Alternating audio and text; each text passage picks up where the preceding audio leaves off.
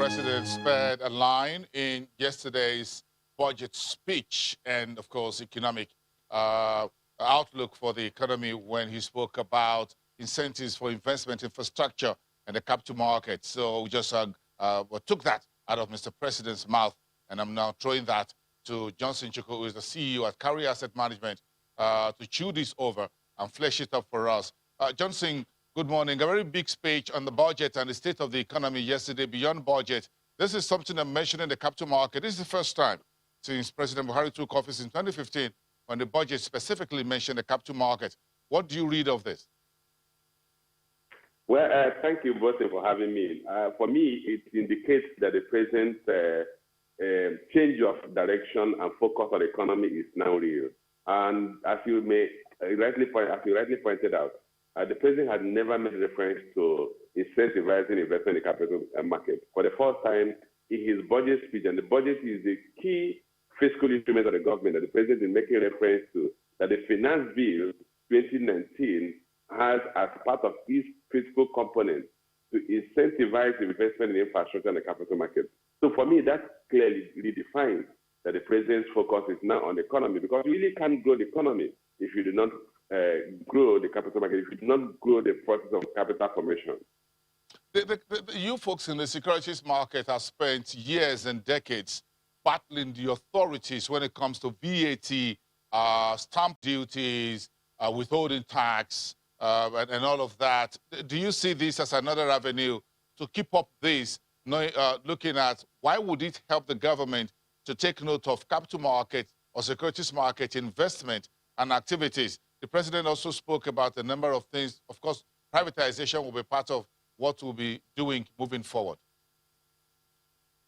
Okay, the way I will look at it is that we will be waiting to see the details of the finance bill and see the kind of incentives, tax incentive that we create for the capital market investment. As you rightly know, the tax holiday that was granted to investment in the capital market has elapsed, and we have pushed for the restoration of that tax holiday because the capital market has really not recovered in the past 5 years. So we were thinking that the government will restore, but the president himself is actually making reference to the fact that they're going to create incentives in the finance bill so as to encourage investment in the capital market. I want to believe that such incentives may include restoration of tax holidays on value-added tax on transactions on the stock, on the floor of the exchange, or some other taxes. Some of the things we have actually pushed for is that dividends, withholding tax on dividends for holding companies should actually be lower than that of non-holding companies. So I encourage more people to come and vote. That we need to create some incentives that will encourage companies to come to the market to quote, as well as to expand the size of the market and also expand the number of instruments available on the market. What else, if you do a checklist for the government, what would that be? I'm sure you also heard Mr. President says the Vision 2020 and the ERGP should be rested by next year, and Zainab Ahmed, the head of the Finance, Budget and National Planning Ministry, should hit the ground putting together a new medium to long-term national development plan. How critical do you think the securities market or the investment market should be in this new national economic outlook preparation? The way I will look at it is that you really can't really grow a market like Nigeria's market economy without encouraging investment in the capital market. Most importantly, that is the most viable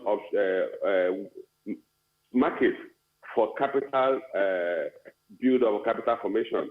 If you look at whatever policy the government come up with or the economic plan we have, we must recognize that the private sector will be the last hope for this country to fund infrastructure, to fund economic development. But let me just take you a bit to the details of the president's budget broadcast. As it relates to capital budget or capital expenditure, the president said about 2.14 trillion naira is to be devoted to capital expenditure. That is barely 20% of the entire 10.3 trillion budget. But most importantly, look at the critical sectors of the economy that required funding. Works and housing. The capital allocation is 262 billion naira. That is barely enough to complete the Lagos-Ibadan Express Road. So what of the Benin-Shagamu Express Road? What of Enugu Onitsha Express Road? What of Aba-Port Harcourt Express Road? What of Kaduna-Kano Express Road? There's actually no funding that the government can muster to build this infrastructure. So the only way to address the infrastructure gap is to go to the private sector. And the capital market is the most formal market that the government can approach to raise capital for funding infrastructure. So whatever overall medium to long-term economic plan we have must incorporate the capital market, the private sector, as the fulcrum for the country to fund its infrastructure deficit. Anything short of that will simply mean that we're going to rely on budget allocation of capital for funding infrastructure, which is not tenable given the depth of our economic resources. So do you think, and I keep asking these questions whenever I have the opportunity to speak with those of you who are the big boys within the Market Street and Broad Street, do you think it is time to package or repackage part of the government's existing borrowings via bonds, treasury bills, and all of that, to make them as specific for infrastructure and housing as we have for green bond? I think what we do is that the government should go back and pass a fiscal, and amend the Fiscal Responsibility Act to make it compulsory that government borrowing should go principally to define the infrastructure. The kind of structure you have for state government when they want to approach the bond market to raise money, where you require the purpose of that bond, or we have to provide the details of usage of the bond before you can access the capital market to raise funds. That is what is lacking at the federal level, because the federal government basically borrowed from the capital market through the issuance of federal government bonds. But that borrowing is not tied to strategic infrastructure.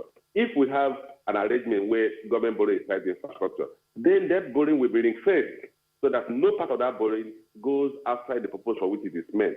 That way, the borrowing of the government will not be a burden because it will go towards improving the infrastructure base of the country that will catalyze higher economic activity. So for me, the key thing, I look at the Sukuk bond.